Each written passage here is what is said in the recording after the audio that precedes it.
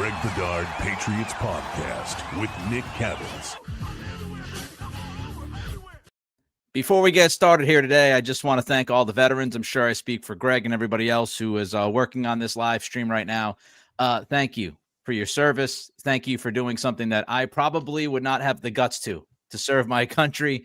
Appreciate it. You are the reason why we have the freedom that we have. So thank you so much on this Veterans Day. He's Greg, I'm Nick, and we are part of the CLNS Media Network. This episode is brought to you by Prize Picks, the largest daily fantasy sports platform in North America. Download the app today and use code CLNS to get $50 in lineups after you play your first $5 lineup. Greg, I read your post-game report. I think I know what you're going to say here, but what was your biggest takeaway from that Tampa game? I'm a believer. I'm all in. And I don't think it was really specific to that game because, after reviewing the film, I thought Baker Mayfield left a lot of plays on the field, and we know the current status of the Bucs. Like the Bucs that we see probably by the end of the season and going into the playoffs, like that team is going to be legit. Like that, the defense is really good.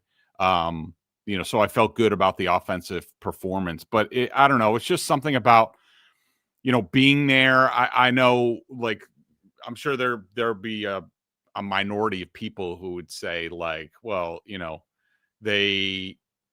wasn't an overly impressive win against a Bucs team without, Evans, Godwin, McMillan, Reddick, all that stuff. But I just came away thinking, being there, that I think the Patriots just played the game how it needed to be played. Like if the Bucs were fully staffed, if they had all their guys, I think the Patriots would have played that game much differently. And I still think they would have won. I think they went into this game knowing, this Baker and this offense right now, the way they are, no Bucky Irving either.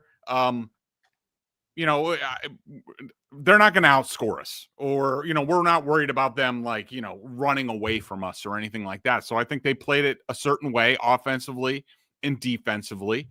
And, Drake May doing Drake May things with 4 absurdly elite plays.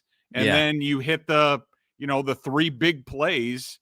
I mean, if you took out the big plays, which, everybody always says that. Easy, Gerard Mayo. Calm down. But the offense was pretty sketchy. Other than those, handful of plays, which is most NFL games. But again, I think they played it how they needed to play it. If they needed to get into a track meet, I think they would have gotten into a track meet. I think they would have won. I'm a believer. I surrender. The Patriots, they are capable of doing anything this season, and that includes going to a Super Bowl. Now, winning a Super Bowl, I don't know. That depends on matchup, health, all that stuff. But are they Super Bowl contenders in the AFC after this game? Yes. I mean, you could say whatever you want about the Buccaneers and where they are right now, but that is a tough place to play. The weather was crappy. The Bucs made some plays. The Patriots made some plays for the other team. I'm a believer. I surrender. This is big news. I'm putting caveats on anything.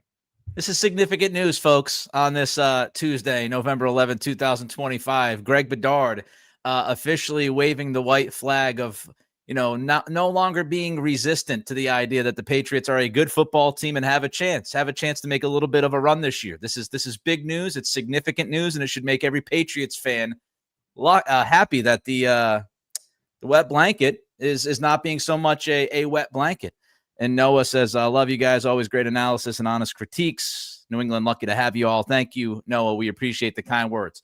All right, so you're a believer in this football team, which means you have to be a believer in Mike Vrabel. However, Greg Bedard. Yeah. What'd you make of the 1st and goal approach? Because, listen, I know that Drake May came out in the post game and said he was trying to score. I know Mike Vrabel, Dikembe Mutombo'd a couple of questions in the post game, giving you the no. I'm not going to answer that question directly. I watched the game over yesterday morning. I broke out Greg Bedard's all 22, sat down and watched the game. And Drake May's full of crap. I love you, Drake. I love you, Drake.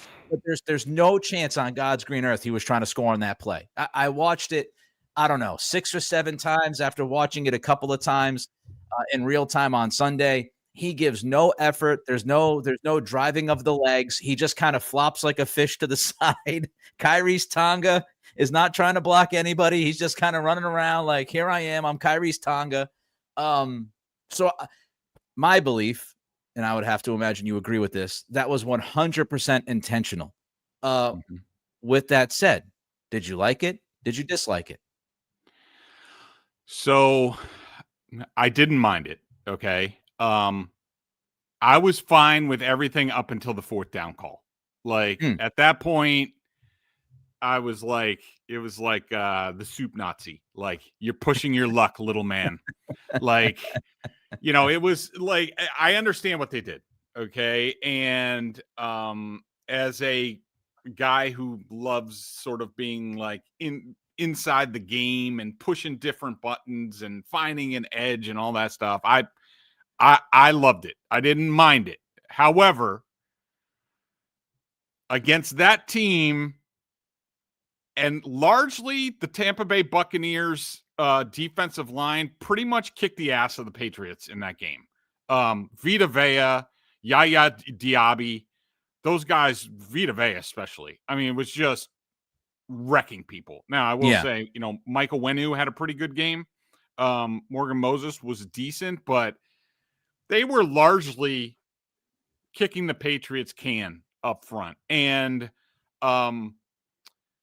I think that they were really, really tempting fate. I'm not one of these like old school guys that's steadfast in like, you don't want to piss off the football gods. But and I think Vrabel not answering the question, I asked him, then Tara Sullivan asked a direct follow-up and he wouldn't answer it. And to me, that's a tell, because Mike Vrabel's he's not a liar. Like, he's not going to outright lie to our face. He's just not going to answer the question. And so that's why he didn't answer it. And Drake probably going to confession or something, after that, because I think he was definitely lying. So basically my answer is I didn't mind it, but I think if I was in the position of Vrabel, I would have been like, after the next 2 downs where they get stuffed, I would have been like, all right, I flicked my finger in the football god's face. They answered. They're trying to tell me something. I'm just going to take the points, move on. We get the ball to start the second half. 10 points, double score is pretty damn good.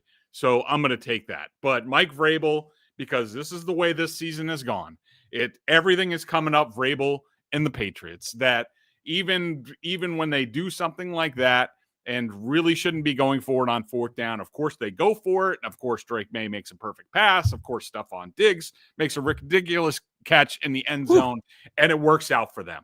And so I didn't mind sitting on the ball, but the field, not taking the field goal and going for the touchdown on the final play, man, they were pushing their luck there. But came up Vrabel and the Patriots again.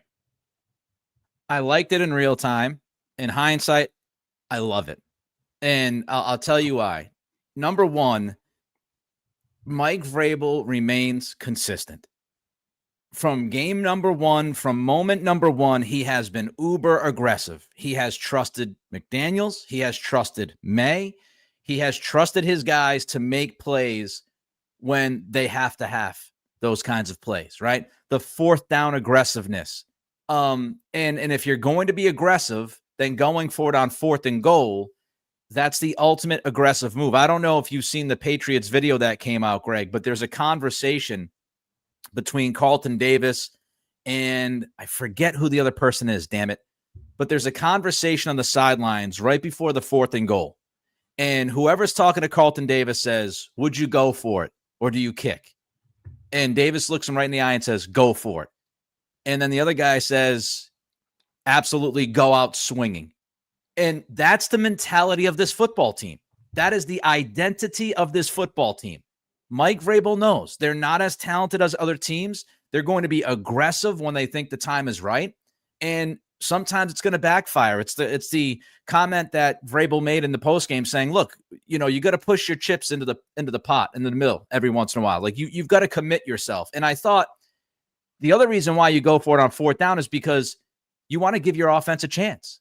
If once you make the decision, I believe you already have made the decision. If you're Mike Vrabel, and there's no doubt in my mind that he went through this with Stretch, and they had this conversation through the headsets, and they knew exactly how they were going to do this. Because once you decide that you're going to flop like a fish on first down, you almost have to go in on fourth down because you're telling your offense, no, I'm going to give you your 3 shots. I'm taking one away from you, but you're going to have 3 plays to make a statement before the end of this half. And so I think that decision was made before the first down decision. I think Vrabel said we're at like the 1 yard line. We're going 4 times. We're going 4 times unless we lose yards. Now, if Drake fumbles the football, if Henderson gets driven back a few yards, maybe the math changes. Maybe the calculation is different. But I believe Vrabel looking at that said, we're going on fourth down. If we're going to give up first down and we don't get it on second and third, we're going on fourth. Be damned. And if we don't get it, we don't get it. But we're going to die on our sword because that's what we've done this year. We're pushing it and we're being aggressive. So I loved it because it's been consistent. I loved it because it's also just strategically elite. And even if it doesn't work out for you, just the fact that your coaching staff is thinking on that kind of level. When Mike Vrabel was hired, Greg, you and I talked about the details and how this guy is so detailed and how he and Stretch do things that other coaches don't do. We saw it against Belichick in the playoff game. They love the rule book. They love trying to find ways. And I just thought that was the ultimate example. That is the Mike Vrabel example right there that I've kind of been waiting for. Now, the one thing I would say before I kick it back to you about Drake May, I would have at least tried to throw on second or third down. I thought once you give up a down, I would have been a little bit more aggressive with the play calling because the defensive line is really good for Tampa. They're really good in short yardage, and the back-to-back runs into a brick wall, not great. But Drake May comes through on fourth down. Stephon Diggs comes through on fourth down. Let me ask you this. So you think it was – how much of it do you think it was what you talked about, Mike Vrabel's mentality, how, the team and like all that stuff? But how much do you think Vrabel's like own ego factored into it? Because I think that factored in that, like when he decided to give up a down, I think he was pot committed. Like I think he – yes. And I think the players bailed him out, which, long term, that's good for the Patriots. You could look at it as ego, certainly. I would describe it as just putting your junk on the table. That, and that's what Vrabel is. Like Vrabel's going to go in, he's going to say, guys, this is what we're doing. And we're going to go down with the building. If this thing flames out, we're going down in flames. But I am committed to this. And I think that gives the team confidence. It gives the quarterback confidence. It gives Josh McDaniels confidence. It's, Vrabel walking into the room saying, guys, I trust you. I trust you against a very good defense. And because I trust you and because I believe in what we're doing here and because I believe with our philosophy, which is being aggressive on offense because we have to be, because of all of that, Vrabel's a big, build it kind of guy, right? And that's why we talked about him building a culture, Greg. And all the stuff that Mike Vrabel has done through the first 9 weeks kind of led to that moment. All the fourth down decisions, all the talks with May, all the trust in McDaniels, all the belief in these guys to be able to come up with the big play when they need it. And that was kind of the ultimate, well, there you have it. I'm going to trust you. This is the biggest game we've had yet. We're on the road. If we get stuffed, Tampa's going into that locker room with their ass on fire. We're down by a field goal. Who knows what happens? But, I thought that was a Vrabel moment. And if it backfired, I think it up, baby. I'm just telling you, if it backfired, I think Vrabel goes into the room and says, guys, that's on me. That's on me. But we're going to come back in the second half. We're going to figure this thing out. We get the football to start the second half. We're going to go down. We're going to score. But I just think And the reason why I brought up the video with the sidelines is because I think that's seeping through the team, Greg. Like I read your column and you touched on it a little bit at the beginning of like, there's just a different feeling in the room. And I think these guys just ultimately believe. They believe in themselves and they believe in the coaching staff. And that was the ultimate example. All right, Drake May, his performance against likely the toughest defense that he has faced. You mentioned a number of just elite plays. Break it down for us, second-year quarterback. So, I thought he was really good in this game. Again, this was another game where, throwing the ball wise, like I only had him for 2 minus plays. There was a throw. I can't tell in my notes if it was the throw was to Hunter Henry and I have a decision there, or he threw it to somebody else and Hunter Henry was open. I think I don't have my notes, but I think I know exactly the play you're talking about. Hunter Henry, I believe, was wide open down the seam for a huge play. Yeah. And he didn't hit him.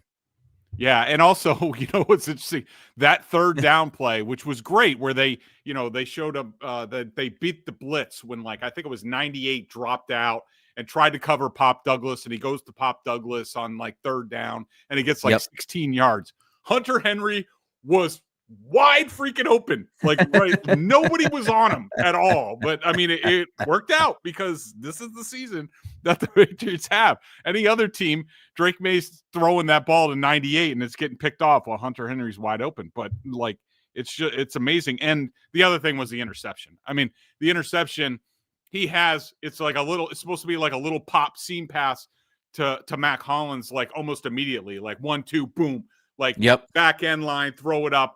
For whatever reason, Drake May didn't throw it there, then extends it, and like, dude, just throw it away. And on that same drive, the hit along the sideline, I did not have a problem with the hit. I thought that May was in bounds. I agree. He got hit in the head neck area, but at that point, outside of the pocket, he doesn't have protection. He is a runner. Unless the guy totally spears him, like puts his helmet down, it's not a penalty. And, I think on this podcast, I sort of warned about this, that at some point in time, you're going to get a situation where you're playing some team and you could be playing like the going nowhere Jets on Thursday night, where, now because they've traded people, they're down to like their third linebacker or third safety. And some guy just hits them like along the sideline, out of bounds, doesn't really care. In that situation where the Bucs were, even if you get flagged, it's only half the distance to the goal line. So why not do it? So those are the type of hits that I'm worried about with Drake. But outside of that, I mean, there was a little issue. So I had him marked down. I had 1 sack, 3.5 hits on May, including that play where he got killed. And, that was it. But like, the throw to Kyle Williams on the touchdown was absurd. So basically what happened, he checked into the play. For some reason, the Bucs keep doing this, and I know the Bucs writers are getting frustrated. So Jamel Dean is normally the right cornerback for the Bucs. For whatever reason, he's PFF's number 1 cornerback. I don't see it, but whatever. But I don't think he plays man very well. So, and they bring in this rookie. You watch your mouth. You watch your mouth. That rookie's from Notre Dame, Greg. He was one of the best corners in college football before he got a major injury. Okay, you watch it. Okay. Well, I will say, I don't know if Ben Morrison, by the way, is his name. Ben Morrison. What's his name? Benjamin Morrison. Oh yeah, that's what it is. So that kid comes in, and on the first play, I don't know if it's because they saw him. I don't know if they bring him in to play a little bit more man coverage, because I don't think Dean is great in man coverage. But May checks the play, and he's going to go to Mac Hollins. They're running like crossers. Like Mac's got the little deeper crosser. Kyle Williams has the low crosser. And Drake May is like ready to throw to Mac Hollins, who's open and probably be a good like 15, 20-yard gain. His feet are pointing that way. But for whatever reason, Drake May says, nope, I'm going to throw flat-footed across the field, touch pass, over the top. Kyle Williams catches it off to the races. Unbelievable. We talked about the Diggs touchdown. Unreal. The 3rd and 7 play to Mac Hollins, where Vita Vea is like in his face and he avoids people and finds it. Ridiculous play. But I got to tell you, the 54-yard pass to Mac Hollins, I'll freely admit this. It was a pants off play for me. Like, I mean, live, I had a great view of it live. Kyle Williams play too, but watching it on film, Drake May throws it. He's about to get hit. Mac Hollins isn't even open. He throws it with anticipation, leads them like 10, 15 yards. I was just like, oh, that was sensational. I mean, that was incredible. It really was. I gotta hand it to him. I mean, he stood in there. Bulls tried his, Jedi mind trick stuff, dropping like 4 or 5 guys all along the line about 10 yards out. You aren't sure what they're going to do. He did a pretty nice job deciphering all that stuff. He had to hold on to the ball for an extra, half a beat or two, and he took some punishment because of it. I will say one thing in this game, Nick, that I do wonder if teams are going to borrow from. The Bucs played a lot of drop 8 coverage in this game. 7 times they did that, where they only rushed 3 and they dropped 8, and they kind of had a hard time with it. So this is something that the Patriots used to do with Josh Allen before Josh Allen, was able to decipher all that stuff. So it's not like I think like Drake May is going to have a big problem with it. Knowing him, right. He saw it in one game. He's probably studying it this week, and if the Jets do it, he's probably going to kill him this week. So, but just one little note to see if that comes up going forward, especially against the better defenses, playoff games, like all that stuff. I thought his pocket awareness was better this game than last week. I thought there were signs of improvement there. The anticipatory throws, you mentioned it. I mean, I tweeted out at Nick C Radio. If you want to follow me, I also talked about it on Locked On Patriots. Let me just shoehorn all my promotion here. That touchdown throw to Diggs, I had 4 screenshots of that play right when Drake is like making the decision to throw the football, right before he uncorks it, and then 3 more still shots as the ball gets to Diggs. That throw's ridiculous. And he actually it looked like he had Hunter Henry for a much easier throw. I mean, yeah. And again, so like 3 or 4 times in this game, it's like, it looks like he has something easier, but he's like, nah, I'm just going to do something elite. And that's the difference, right? I don't know about your scoring methodology, Greg. I think we end up being pretty close, but I'm much newer to this than you are. I had 11 plus plays and 8 minus plays. I don't know what you finished with, but people might sit there and say, oh, well, that's only 3 more plus plays than minus plays. But to me, the difference is that the plus plays are like plus plays.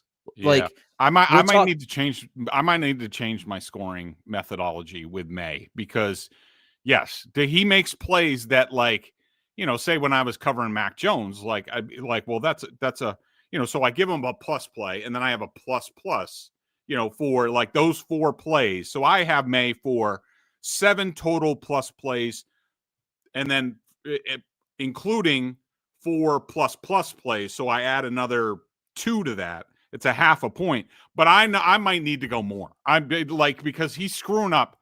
He's thrown off the curve because I can't grade him like other quarterbacks. And this includes Brady. I mean, my methodology worked very consistently for, like, from Brady to, Cam Newton and Mac Jones, but now May's throwing it off, and I had him for 7 minus plays, but only 1 double minus play, the interception.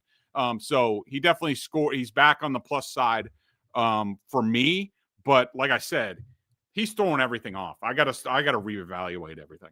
Yeah, man. And when we talk about Drake, man, before the draft, the whole thing was like, well, everybody said, well, he's got a higher floor, but his ceiling, right? His ceiling, because of his lack of experience, there are some throws at North Carolina that this young man makes that other people just can't make. There aren't many dudes who can make those types of throws. And that's what we saw on Sunday. So again, he might be barely edging out the minus plays with, 2 or 3 plus plays more than minus. But those plus plays, the pop play, the 2 Hollins plays, the Kyle Williams touchdown, the Diggs touchdown, and again, the degree of difficulty, the moment there were 3 or 4 third downs. The Mac Hollins play was on a 3rd and 7, the one that he got away from Vea. The bucket throw was a 3rd and 14. 3rd and 14. I believe the Pop Douglas play was also a 3rd down. So it's like these high leverage situations against a really good defense, and you come through with those types of elite plays. It's just like, and that's why you live with the pick, because the pick will drive you crazy and it's frustrating, but what are you going to do? The dude has 4 or 5 elite plays and he has one, what the hell, that was a big mistake play. And you just got to kind of live with it. And I think we're all learning that, because Brady didn't have those kind of what the hell was he doing moments. And so, but he also wasn't giving you as many of these holy crap, I can't believe, he just did that early in his career, especially. So I think we kind of got to balance it all. It's difficult because there are going to be some things. And I agree with you. I tweeted out, and I had a couple of people say, that it was going to be a tight window. I disagree. That interception in the end zone, he did have Mac Hollins open, as Greg said. It was a fake screen to Diggs. They ran a bunch formation on the left, and Josh McDaniels dialed up a perfect call because Drake pumps it to Stephon Diggs, and the reaction that the Patriots want is for the guys that are playing at the goal line, playing Diggs and Hollins, they want those guys to suck in, to buy into the screen to Diggs. So Diggs is late motion, the fake screen, those guys pull in. They do exactly what McDaniels and May want them to do. And Hollins is right there for the quick pass. And if Drake puts a little bit of air underneath it and throws it, away from the safety's about 4 or 5 feet away. He ain't making that play. Antoine Winfield's a ball hawk. He ain't making that play. And for whatever reason, and Drake's looking at Hollins because Hollins is really the only option on that play. And he's looking at Hollins, but for whatever reason, he just decided to not throw it. And then he compounded that by throwing the pick in the end zone. I just on that play real quick. That's a play. There was an interception that May threw. It might've been the Raiders game. It was early in the season. Remember where, he didn't throw it with touch.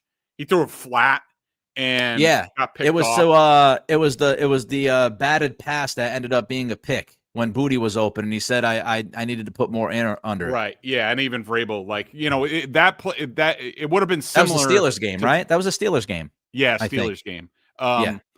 But that play, I think it's designed to fake it and then boom. I know people are saying be a tight window. Yeah. If you throw it flat, I don't think the ball's designed to go flat between defenders. I think that's why you have Mac Hollins there. He's 6'5". I think it's supposed to be a pump, boom to the back line. Hollins catches it, toe tap. That's the way it's supposed to be, where it's just Hollins or nobody. And maybe I think Drake, because Drake does this sometimes, and we see it. Sometimes he sort of he kind of blacks out.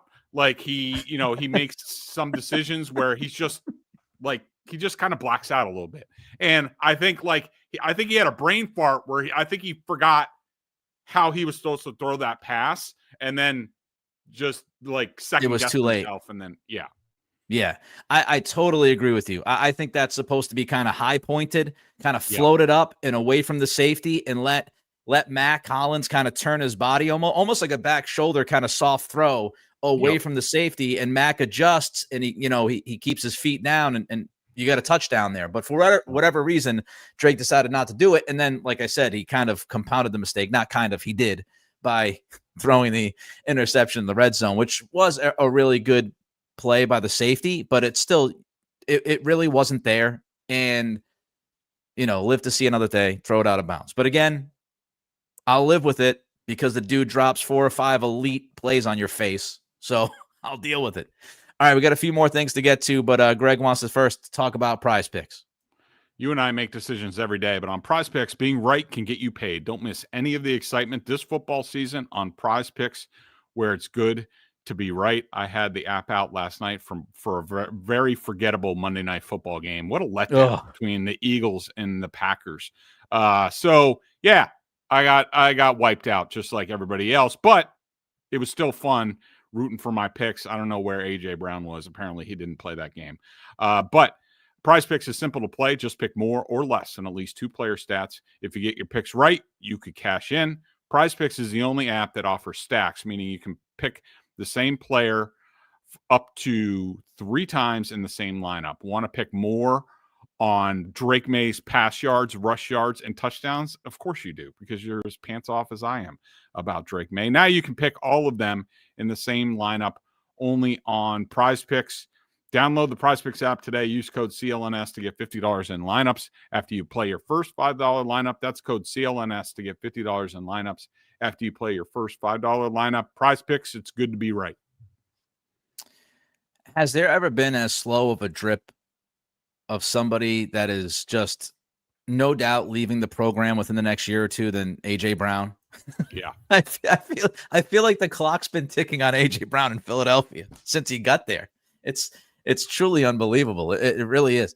By the way, for those listening, we ask that you subscribe to the podcast, like and leave a review. For those watching the show on CLNS, go ahead and hit that like button. Subscribe to the Patriots Press Pass YouTube channel, where you can find our show and a lot of other great Patriots content. Also, please make sure to turn on your notifications so you know the instant a new video drops. And check out Greg and Mike Giardi at BSJ for $50 for the entire year. They do great stuff, obviously covering the Patriots. All right, we got to zip through a lot here because Greg's going to run to Felger Maz. Offensive line play, Greg, I know you touched on this a little bit earlier. I was surprised some people thought that Will Campbell and Jared Wilson didn't play that badly on Sunday. I disagreed with them. I think you agree with me on that. Again, to go back to the plus and minus plays, I had Will Campbell as a -6 and a Jared Wilson as a -6. I thought Will Campbell had a tough second half. I thought he was okay, pretty even in the first half, but I thought he had a tough second half. I thought Jared Wilson had a tough second half, and I also thought Garrett Bradbury struggled in this game, especially in the first half against the bigger interior. Onwenu Moses, I thought pretty good. I thought they were okay. What'd you see from Will Campbell and Jared Wilson specifically? Yeah, same thing. I thought Will had a tough time with Yaya Diaby. On a couple times, Vita Vea came on his side. I think that the Patriots really benefited by Hassan Reddick not being in this game. If he's on the other side of Diaby and Vita Vea in this game, I think the Patriots have a really, rough time on offense. I didn't think there was much in the run game. I mean, they had the 2 big runs, and we all saw them. I don't know how I will say, before I say what I'm going to say about Henderson's first touchdown run, I will say Will Campbell got blatantly held on the 3rd down play on the goal line. Like, that should have been a touchdown, but Will Campbell got totally grabbed. I thought Jared Wilson held on that play actually too. Did you? Okay. Interesting. Yeah. I will say the first Henderson run, because I'm watching the play and I'm watching the replay. I'm there live, and I'm like, wait a minute. How did Mac Hollins block a guy that he lost leverage against, that is right there to make the how did he make that block? Because that was the key block on the play, even though Morgan Moses did a tremendous job on that play. Man, Mac Hollins held that safety. I mean, he grabbed his right here and yanked. The guy wanted the call. There was no call. I will say, it sure looked to me like both teams went into this game knowing that this crew does not call many holding penalties, because there was a lot of holding. Defensive line holding offensive line and vice versa. So there was that. And then the Henderson, the other touchdown, the last one, where, yes, I think he should have slid down and kneeled out the game, but, whatever. It wasn't really going to make any difference either way. I thought that Will Campbell made a really good block. Of course, Kairos Tonga made a really good block on that. Kairos Tonga also had a nice block on a 4th and 1 run where he was just pinballing people. Tonga's just awesome. I can't wait. I mean, if you think I was pants off about that throw to Mac Hollins, wait until Kyrus Tonga is like tackle eligible, or like, they fake the belly to him and then like pop pass for like a touchdown. Like I might run down at Gillette and jump into the pile. But I will say there was a funny moment, and I wrote this in my column. You were referring to it earlier about the vibes on this team.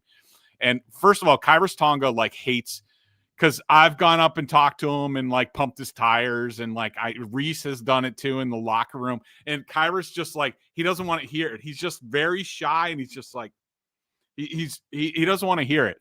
K'Lavon Chaisson comes out of the shower and he's just like, Tonga, you don't play offense, you play defense. And Tonga's just shaking his head, and he's like, I see him out there getting into the celebration with the what the hell, man, you play defense. It was just a funny moment. But I thought the running game was rough in this game outside of the two, the three big ones. I was looking at it. Henderson's carries 16, 0, 1, 5, 0, 0, 55, 2, 1, 3, 3-yard reception, -2, -4, 1, 69. So to anticipate a question, no, I don't think TreVeyon Henderson earned any sort of bigger role in this game. I still want to pass the ball to him in space. I had him for another pressure in this game, and that's going to be part of the evaluation with him. I agree. With the pass protection, he did lose another battle there. By the way, can we just shout out Mac Hollins, because not only, according to Greg, did he hold on that first touchdown run, he also, I went back and I watched this probably 15 times on the all 22 rewatch. The quickest celebration I've ever seen somebody have on the football. He literally, the block / hold, according to Greg. I honestly have to go back and see it. I didn't catch it the first time around. But whatever happens with Hollins, the hold, whatever, it happens, and literally Hollins starts to raise up the peace sign when Henderson is at the 47-yard line. He's at the 47, and Hollins is already deuces. He's gone, touchdown. And he starts Mac Hollins has celebration swag. He starts high stepping down the field with the deuces up and kind of popping his neck. But don't get it twisted. Also look on the sidelines, because my guy Todd Downing, who I have said is an incredible celebrator. If you watch when a big play happens, look for a red sweater, because that's usually what Todd Downing's wearing, and watch. The man is electric. He's electric on the sidelines. And you could see Downing kind of behind Henderson, pumping his fists. I mean, I got to say, if I'm Todd Downing, in film review, I'm like, Mac Hollins, you just stole my move. That's my move. The high step along the sideline. It's well established. Go back and watch the other films. There he is, high stepping, even when the defense does stuff, it's yes. The guy is electric. He is awesome. I'd love to take him to a game. He'd be the guy in the 230s, just screaming, drinking beer, going crazy. Definitely getting into a fight with the opposing fans. Yeah, probably, most likely. The Kayshawn, I remember Kayshawn Booty's the third down conversion that finished. I don't know what game it was, but that was one where he kind of high stepped towards Booty, and he's running and All right, let's get to the defense quickly. Were you surprised that Tampa was able to run as well as they were able to run? A little bit. I was fine for the most part. I will say I thought Baker left a lot of plays on the field. Of course, I had the Bucks for 4 pretty key drops in this game. Baker had a couple of accuracy issues. He also wasn't seeing the field. I mean, it's basically, it's Ibuka and Kate Otten. That's all he's really looking for. I mean, Rashad White sometimes was wide open. I don't know what he did to offend Baker Mayfield. It's sort of like Drake May and his lack of checkdowns. Those guys just don't want to do it. They don't want to check it down. But I thought the running game, for the most part, I'm looking at it. So I have Barmore for a couple of run gaps. Chase on 2 straight weeks, by the way. Yeah. Barmore, 2 straight weeks, he has not been very good. I don't know if it's an injury thing. I know the back came up during this game, but Christian Barmore now back-to-back weeks where he has not looked the same. Yeah, I would agree with that. I mean, he went from scoring off the charts for me, like every game since probably week 1. He's been like a +5 or a +6 for me every week, and the last 2 weeks have been negatives. Anthony Jennings had a run edge. Yep. Durden had a run gap. Yep. Spillane, who I didn't think he had a run gap for 12 yards. I thought Jack Gibbons was really good in this game. It was fine. Milton Williams was a beast. I don't know what they would do without that guy. He has been incredible. Yeah. I say it every week, and I'm waiting for the guy to get tired, but they're chasing down plays from behind, I know the exact play you're talking about. I mean, the dude his TikTok is off the charts. His motor is incredible. He doesn't give up on anything. The one thing I will say that there was something I was going to say about the defense. I wanted to talk about, real quick. I wanted to talk about the Ibuka touchdown. Okay, and also let's talk about 3rd and 4th down. Woodson and then the sack. Sort of sack, whatever, on 4th and 3.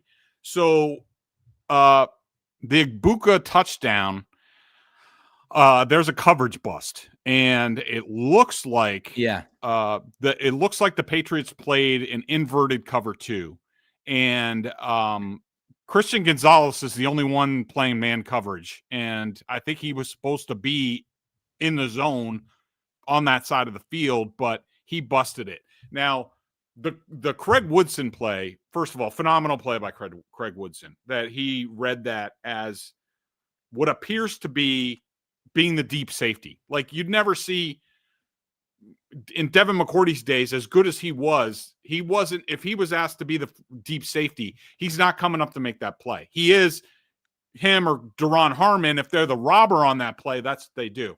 Now, I will say on that play, I can't tell what coverage they're in. And I'm asking people in the building, they are being very coy about it. They won't totally help me. They did tell me, so if people want to fit the pieces, I was told that there is a coverage bust on that play. And I offered up a couple names. One they shot down, said no. Then I brought up another name, said can't help you because that's one of our sort of trick plays, what have you. So I think it is inverted cover 2. Again, my guess is Marcus Jones busted it because I think he's supposed to stay over the top. That's a play. If Baker Mayfield goes to Sterling Shepard on that play, Marcus Jones is getting turned around. It's a touchdown. But Baker decides to go to K-Dot, and great read by Woodson. I mean, that he started to break before Baker even started to throw the ball there, separates him. That was awesome. And I put it wasn't so much on the final play, the 4th and 3, it wasn't so much the play call to me that it was sort of an all-out blitz, even though Spillane was more of a spy.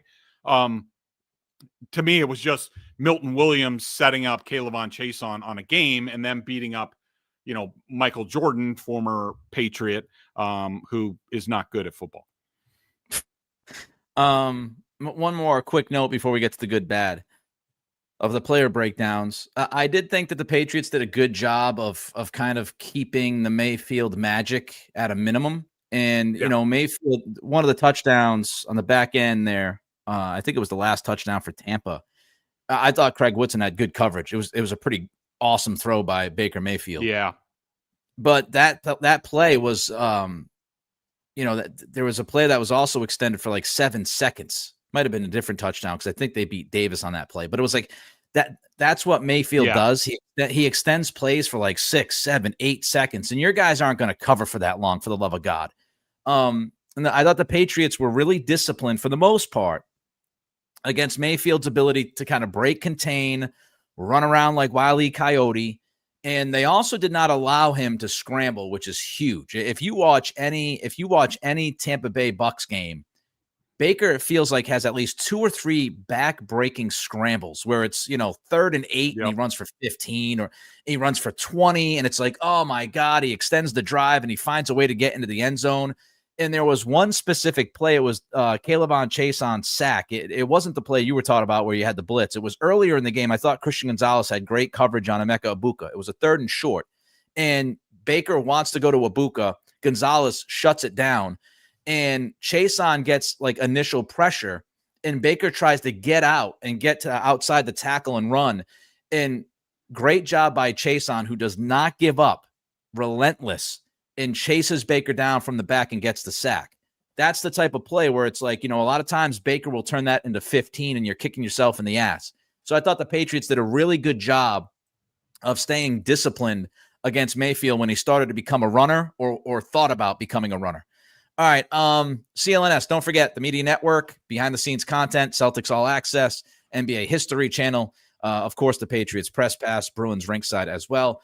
And our friends at Prize Picks. Download the app today. Use code CLNS to get $50 in lineups after you play your first $5 lineup. All right, we started with the good last week. Let's start with the not so good this week, Greg.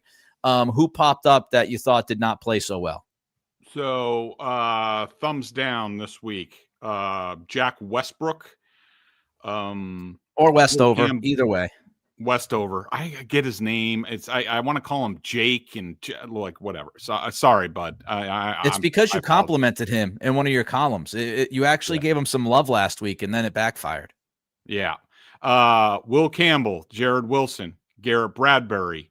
Yep. Christian Barmore.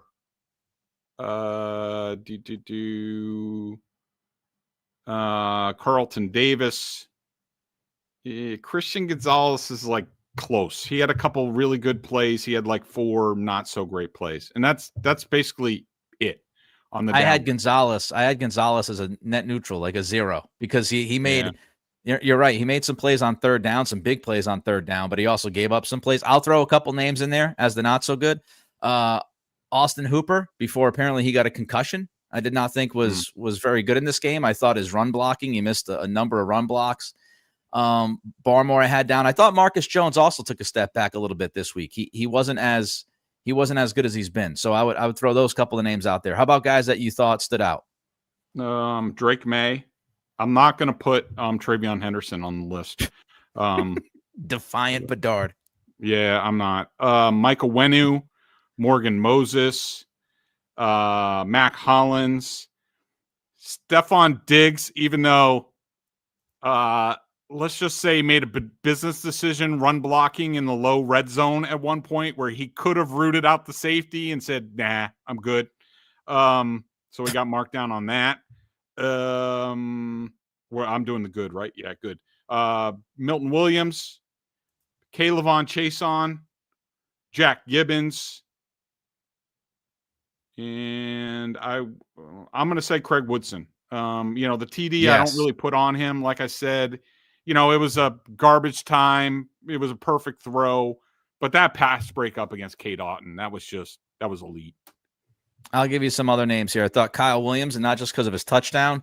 I thought he actually made 1 or 2 blocks downfield, which were good. So I'll give Kyle Williams. I'll give Kyle Williams some love. I can't believe that you didn't bring up Kyrie's Tonga. That is. I'm offended. Yeah. No, I'm offended. You can't take it back now. I'm offended. Well, because I had Tonga. I don't just put Tonga like I don't put his offensive pluses like with his defensive pluses. So it just looks like I have him for 2 offensive pluses. I have him for 3 defensive pluses.